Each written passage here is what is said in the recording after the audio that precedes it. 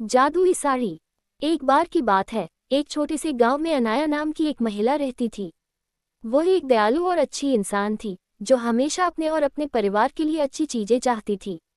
अनाया के पास एक प्यारा पति और एक खूबसूरत बेटी थी, लेकिन उसकी सास शांता उसके प्रति बहुत अच्छी नहीं थी। शांता अक्सर घटिया बातें कहती थी और अनाया को दुखी करती थी। एक दिन जब अनाया बाजार में घूम रही थी, तो उसे एक विशेष दुकान मिली। दुकानदार एक बूढ़ा और बुद्धिमान व्यक्ति था।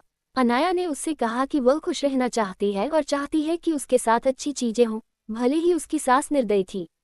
दुकानदार मुस्कुराया और उसे एक अनोखी साड़ी दिखाई। उन्होंने कहा कि यह जादुई साड़ी है और यह उसके जीवन में सौभाग्य और खुशियां लाएगा। अनाया ने जादुई साड़ी खरीदने का फैसला किया और तुरंत उसे पहन लिया। जब अनाया ने जादुई साड़ी पहनना शुरू किया तो चमत्कार हो गया। उसकी सास अनाया के साथ बुरा बर्ताव करने की बजाय उसके साथ प्यार और सम्मान से पेश आने लगी। अनाया बहुत खुश थी क्योंकि उसकी सास उसकी सबसे बड़ी समर्थक और सबसे अच्छी दोस्त बन गई थी। गांव के लोग इस बदलाव को देखकर आश्चर्यचकित रह गए। जादुई साड़ी की वजह से अनाया के परिवार में खुशियां आने लगी।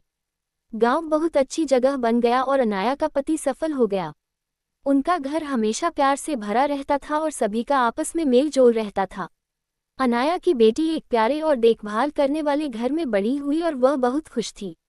जादुई साड़ी की कहानी दूर दूर तक फैल गई और लोगों को दया और क्षमा का महत्व सिखाया।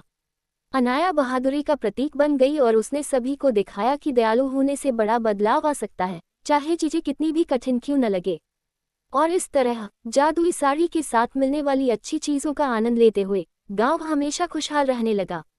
साड़ी ने न केवल अनाया की जिंदगी बदली, बल्कि एक महत्वपूर्ण सबक भी सिखाया कि प्यार और क्षमा मुश्किल समय में भी खुशी और चमत्कार ला सकती है।